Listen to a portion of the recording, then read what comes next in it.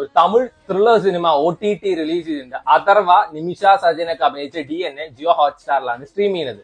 So പല ജോണേഴ്സിന്റെ ഒരു mix ആയിട്ടുള്ള ഒരു പടം എന്നൊക്കെ വേണമെങ്കിൽ പറയാം. ആദ്യമൊക്കെ കാണുമ്പോൾ ഭയങ്കര ഇമോഷണൽ ആയിട്ടുള്ള, പിന്നെ ഫീൽ ഗുഡ് മോഡിലോട്ട് പോയിട്ട് സെക്കൻഡ് ഹാഫ് ആകുമ്പോൾ ഒരു കംപ്ലീറ്റ് ത്രില്ലറിലോട്ട് മാറുന്ന കമേഴ്ഷ്യൽ എലമെന്റ്സ് ഉള്ള ഒരു പടം. ഒരു നൈസ് ത്രില്ലർ, ഡീസന്റ് ത്രില്ലർ എന്നൊക്കെ പറയാം. പേഴ്സണലി എനിക്ക് ഇഷ്ടപ്പെട്ട സിനിമയാണ്. ഇപ്പൊ ത്രില്ലർ എന്ന് പറയുമ്പോൾ seat of the edge thriller പ്രതീക്ഷിക്കരുത്. സ്റ്റിൽ ഇതിൽ 2-3 സീൻസ് ഉണ്ട് നമ്മളെ ടെൻഷൻ അടിപ്പിച്ച് BP കയറ്റി മനുഷ്യൻ ഉയരി പോകാഞ്ഞത് ഭാഗ്യം എന്ന് പറയാം. വൻ കിടു സീൻസ് ആയിരുന്നു അതൊക്കെ. അഥർവയുടെ സിനിമയാണ്. സോ അറിയാതെ ആളൊരു ലവ് ബോയ് ആണെന്ന്. സോ ബ്രേക്കപ്പ് സോങ് നിർബന്ധമാണ്, അതാണ് പ്രകൃതി നിയമം. അതുകൊണ്ട് തന്നെ ആദ്യത്തെ ബ്രേക്കപ്പ് സോങ് കേട്ടപ്പോൾ എനിക്ക് വലിയ ബോറിംഗ് ആയിട്ടൊന്നും തോന്നില്ല. കാരണം ഞാൻ പ്രതീക്ഷ തന്നെയായിരുന്നു. ഫസ്റ്റ് ഒരു 20 മിനിറ്റ്സ് ഉണ്ട് ആളുടെ എക്സിന്റെ കാര്യങ്ങളൊക്കെ പറയുന്നത്. അതൊക്കെ വൻ കിടുവായിരുന്നു. ഈ ആർട്ടിഫിഷ്യൽ ആയിട്ടുള്ള ഇമോഷണൽ സീൻസ് ആയിരുന്നില്ല, ഭയങ്കര നമുക്ക് അവിടെ കൊള്ളും അങ്ങനത്തെ ഇമോഷണൽ സീൻസ് ആണ്. അതിൽ ആ കൊച്ചു കിടിലം പെർഫോമൻസ് ആയിരുന്നു. പിന്നീട് ഒരു ഫീൽ ഗുഡ് മോഡിലോട്ടാണ് ഈ പടം പോകുന്നത്. അതിന് മെയിൻ റീസൺ നിമിഷ സജയനും അതേപോലെ തന്നെ അഥർവയും തമ്മിൽ ഓൺ സ്ക്രീൻ കെമിസ്ട്രി വൻ കിടുവായിരുന്നു കേട്ടോ. നല്ല രസമായിരുന്നു. പലപ്പോഴും ഇവർ തമ്മിലുള്ള മത്സരമാണോ തോന്നി, അത്രയും നന്നായിട്ടാണ് അവർ പെർഫോം ചെയ്തിരിക്കുന്നത്. ഈ നിമിഷ സജയനൊക്കെ ഒരു ബോർഡർ ലൈൻ പേഴ്സണാലിറ്റി ഡിസോർഡർ ഉള്ള കൊച്ചാണ്.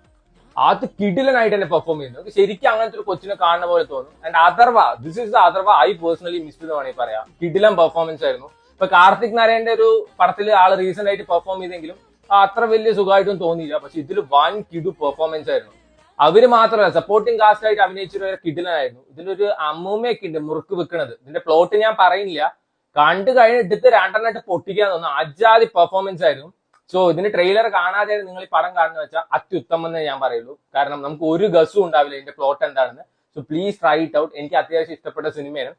ഇതിൽ 1-2 പാട്ടും കാര്യങ്ങളൊക്കെ കൊല്ലാം. BGM നൈസ് ആയിരുന്നു കേട്ടോ. Situation based Jack Jack Jack ആ ത്രിൽ അടിപ്പിക്കുന്ന BGM ആയിരുന്നു.